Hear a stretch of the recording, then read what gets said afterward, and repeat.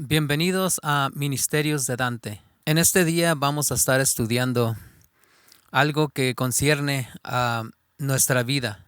Cristo vivió sin pecado y yo también lo puedo hacer. ¿Cierto o falso? La Biblia tiene muchas explicaciones acerca de qué es lo que puede pasar con nosotros cuando le obedecemos, cuando creemos en su palabra. Y gracias a Él, nosotros podemos tener una vida saludable, bendecida, feliz y con Él. Es lo más bonito que existe, estar con Jesús. Él, el Mesías, dejó ejemplo para que le sigamos. Entonces, ¿se puede vivir sin pecado como Cristo vivió? Sí. ¿Él es nuestro ejemplo? Sí. Veamos qué dice la palabra de Dios. Leamos en 1 Corintios 11:1. 1 Corintios 11:1. Sed imitadores de mí, así como yo de Cristo. Por eso, sed imitadores de mí como yo de Cristo es una afirmación, no es una sugerencia, no es una pregunta si puedes. Un versículo más acerca de mirar nuestro ejemplo y seguirlo. Dice 1 de Juan, capítulo 2, versículo 6. 1 de Juan, capítulo 2, versículo 6. Y dice, el que dice que permanece en él, debe andar como él anduvo. Está hablando del ejemplo de Jesús cuando estuvo aquí en la tierra. Dios nos bendiga al estudiar su palabra. Quiero orar. Bendito Padre que estás en los cielos. Tú eres grande, tú eres amoroso, tú nos quieres, nos amas y quieres que estemos contigo. Aún aquí en la tierra quieres que participemos de tu presencia. Gracias por ello, Señor. Bendice tu palabra, bendice cada palabra que sale de esta palabra de Dios que es tu Biblia. Los invito a leer los capítulos de Mateo, Marcos, Lucas y Juan. Allí encontraremos cómo Jesús anduvo aquí en la tierra. Cómo Él vivió en medio de tanta maldad, en medio de tantas cosas que estaban pasando, políticas, religiosas y entre personas que existían, unas tradiciones tremendas. Y Él vivió aquí y no le afectó nada de lo que estaba pasando en su alrededor. Ese es un ejemplo. Hebreos capítulo 2, versículo 14. Y dice la palabra de Dios. Así que, por cuanto los hijos participaron de carne y sangre, Él también participó de lo mismo, para destruir por medio de la muerte al que tenía el imperio de la muerte, esto es, al diablo. Entonces, su naturaleza fue carne y sangre, según este versículo. Por cuando los hijos participaron de carne y sangre, Él también participó de lo mismo. O sea, carne y sangre. Él fue un humano como nosotros.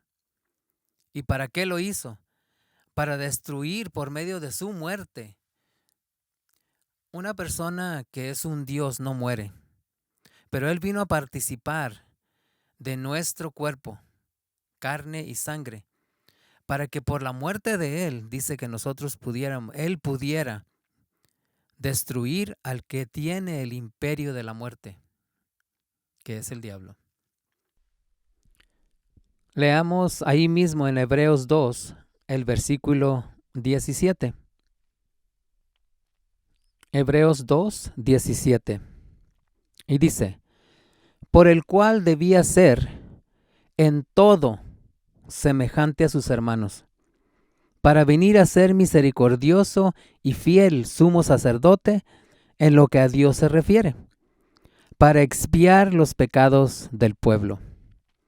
¿Se acuerdan que el ¿Se acuerdan que el corderito debía de ser sin mancha, sin tener una quebradura, sin tener un ojo malo, sin tener ningún defecto?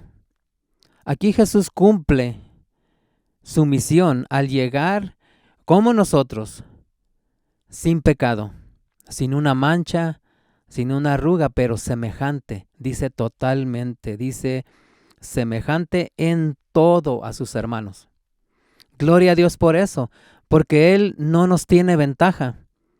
Él viene en la forma que yo estoy para demostrarme que yo puedo vencer cualquier pecado. Leamos también Hebreos 4:15.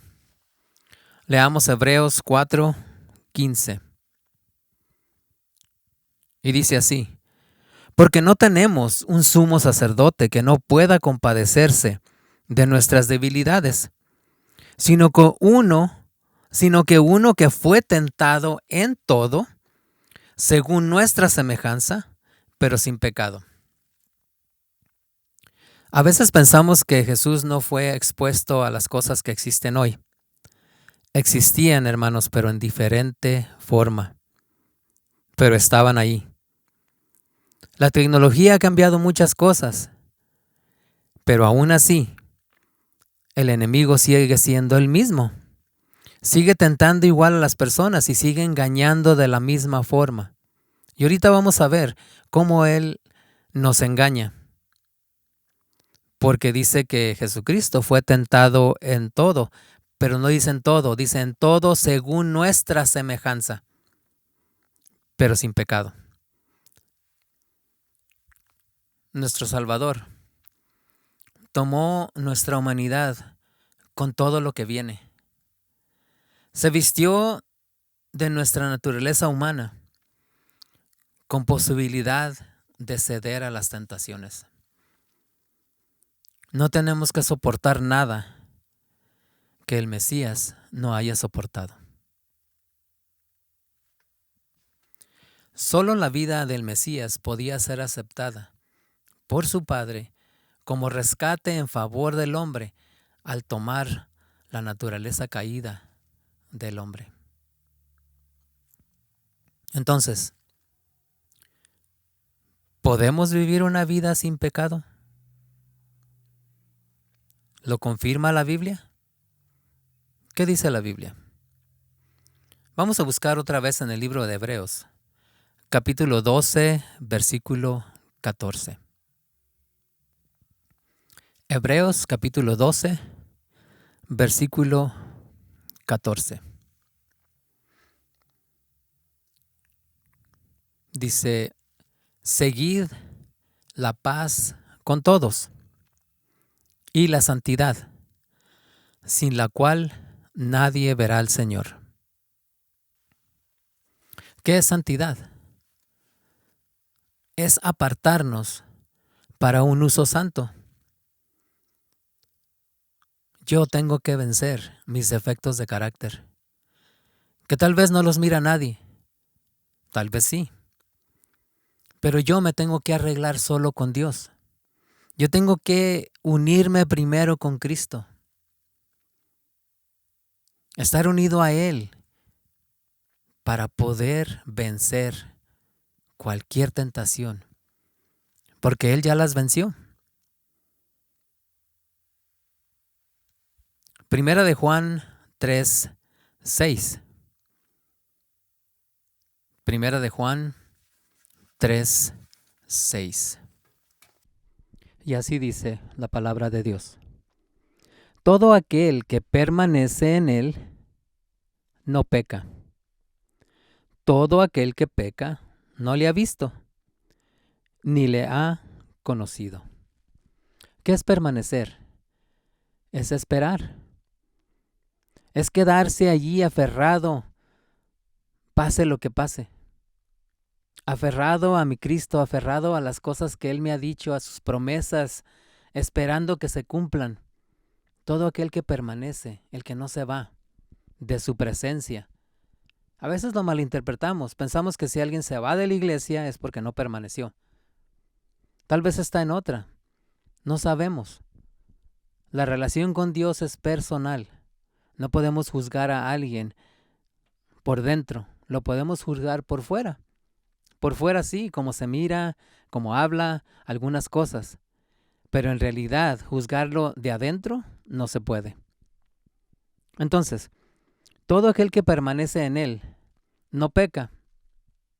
Yo sé que los frutos se van a dar, pero no podemos estar juzgando. Lo que podemos hacer es nosotros afianzarnos, permanecer en Él para no pecar. ¿Y cómo se permanece? Por medio de la obediencia, por medio de la comunicación con Él y por medio de compartir su palabra con otras personas. Entonces, el que permanece en Él no peca. ¿Y de cuándo está hablando? ¿Está hablando del fin o está hablando de mi vida diaria? Aquí veo muy claro que es en mi vida diaria. El 5 dice, y sabéis que Él apareció para quitar nuestros pecados y no hay pecado en Él. ¿Qué quiere decir? Que la aparición de Él es cuando Él vino a la tierra. Él vino a aparecer para quitar nuestros pecados. ¿Saben? Cuando nos bautizamos, se dice que es un nuevo nacimiento, ¿verdad? Morimos al viejo hombre y somos nacidos como bebés espirituales. El versículo 9, primera de Juan 3:9, nos habla acerca del nacimiento. Y tú puedes nacer todas las mañanas, tú puedes resucitar, morir al pecado, resucitar para Jesús. Es lo más bonito que puede suceder. Y aquí dice el 9, primera de Juan 3:9, todo aquel que es nacido de Dios no practica el pecado, porque la simiente de Dios permanece en él y no puede pecar, porque es nacido de Dios. Esta es una afirmación más grande todavía. Quiere ser una persona mejor, quiere cambiar, quiere que las cosas le vayan bien, en todo, en las finanzas, en el amor, en la familia, en la iglesia, especialmente con nuestro Padre Celestial.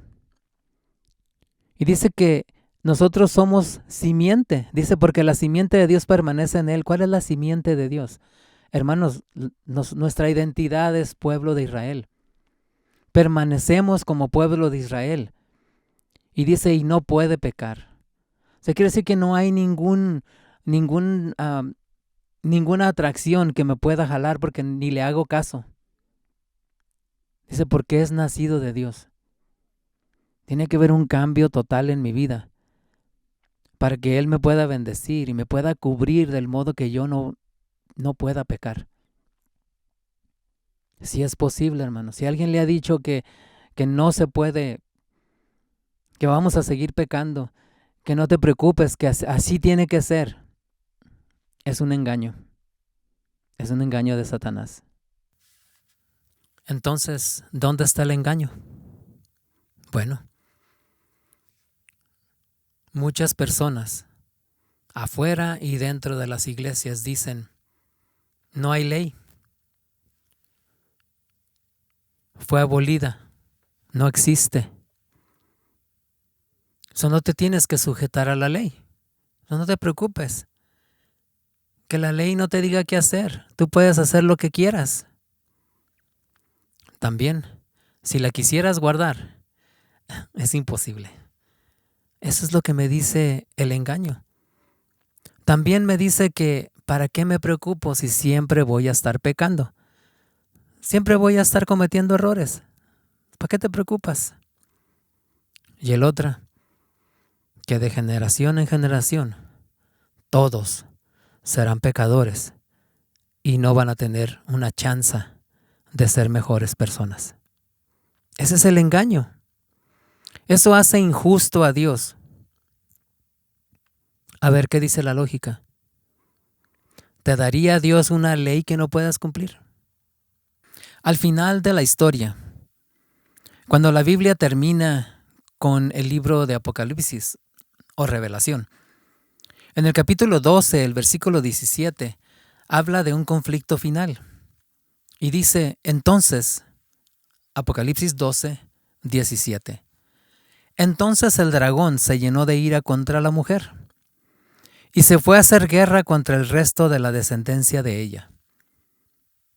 Aquí tiene una coma, quiere decir que el resto de la descendencia de ella son muchos. Pero ¿quiénes son ellos los que se fue a hacer guerra con? Y dice, los que guardan los mandamientos de Dios y tienen el testimonio de Jesucristo. Hay dos grupos aquí representados. El resto de la descendencia de la mujer y los que guardan los mandamientos de Dios y tienen el testimonio de Jesucristo. Son dos pueblos. Los que obedecen y los que solo son pueblo. Podemos tener el nombre de una organización. Podemos tener un símbolo en mi camisa, en el sombrero, donde sea. Puedo ser yo parte de algo. Pero mientras yo no esté convertido, solo voy a ser una opción. Yo solo escogí esto. Dos pueblos, al fin. ¿Qué son las características de los santos? Los que están apartados para un servicio de Dios, los que quieren hacer su voluntad y no quieren juntarse con las cosas de este mundo. Dice Apocalipsis 14, 12. Apocalipsis 14, 12. Dice, aquí está la paciencia de los santos. Ahora, ¿quiénes son los santos? También aquí hay dos grupos, hay dos personas, dos clases de personas. La paciencia de los santos es los que guardan los mandamientos de Dios y la fe de Jesús. He hablado de dos letras muy significativas para nosotros. En y de. Vamos a leerlo diferente. Los que guardan los mandamientos de Dios y la fe en Jesús. Y luego, los que guardan los mandamientos y la fe de Jesús. Yo puedo tener fe en algo, pero es muy diferente tener la fe de algo. En este caso, la fe de Jesús o la fe en Jesús. La fe de Jesús era una confianza total en su Padre. De que si Él tenía hambre, Él iba a suplir su necesidad. Que Él se tenía sed, Él le iba a proveer. Lo iba a mandar al lugar donde estaban las cosas. Que si tenía Él una duda, Él lo iba a aclarar. Que si tenía miedo, Él lo iba a consolar. Que si estaba en peligro, Él lo iba a librar. ¿La ley todavía está vigente? Porque a mí me dijeron que no. ¿Se puede parar de pecar? Porque a mí me dijeron que no. ¿Que la perfección es hasta que Cristo venga? ¿Y qué les voy a contestar? Apunta los versículos que te doy para que tú puedas tener certeza de que la salvación viene a las personas que no están pecando, que se asemejan a Jesús, que no tienen mancha ni arruga. Dice que la iglesia viene ataviada de blanco, que no tiene mancha ni arruga. Eso es antes de la venida. Que Dios te bendiga. Entonces, Cristo espera con un deseo anhelante la manifestación de sí mismo en su iglesia. Y cuando el carácter de Cristo sea reproducido perfectamente en su pueblo, entonces Él vendrá para reclamar a su pueblo como suyo. Dios te bendiga. Dios te bendiga y que comprendas que en el cuerpo que nuestro Mesías, nuestro Salvador tuvo, Él demostró el poder de Dios. Él demostró que se puede hacerlo. Y como es mi ejemplo, yo tengo que seguirlo. Entonces, cuando Él venga, el reino de Dios, el gobierno, va a ser vindicado. Y la mentira va a ser expuesta totalmente. que no sea tarde para ti, que no sea tarde para mí, el reconocer que la verdad la tuve en las manos y no la quise agarrar. La dejé ahí para después y después nunca llegó. Oremos. Querido Padre que estás en los cielos, perdona mis pecados, Señor. Ayúdame a ser como tú. Que el ejemplo del Mesías, la fe que Él tuvo, yo también la tenga. Que pueda realizar que necesito limpiar con tu presencia dentro de mí ese cuerpo de maldad que tengo. Que vea el ejemplo de Jesús para mí y que yo lo pueda seguir, que lo pueda imitar y que pueda conseguir con eso la vida eterna. Que no me espere hasta el final, hasta que termine todo, para poder arreglar mis cosas contigo. Ayúdanos, Señor. Ayúdanos a serte fieles, Señor. No es fácil. Cuesta caro. Pero, Señor, si entendemos que somos un sacrificio vivo hacia ti, sabremos que ese sacrificio vale la pena. Ayúdanos, Señor. Ayuda a que no tomemos a la ligera todo esto, sino que podamos pensar en nuestra salvación. Tú vienes por un pueblo que tiene dentro de su corazón al Hijo de Dios y su Espíritu, que está esperando la manifestación gloriosa dentro de nuestro cuerpo. Para que este cuerpo, cuando desaparezca, Señor, tú puedas darle uno nuevo. Porque el carácter y la mente ya están purificados. Gracias, Señor. Bendice a cada uno de los que están oyendo, para que puedan hacer una decisión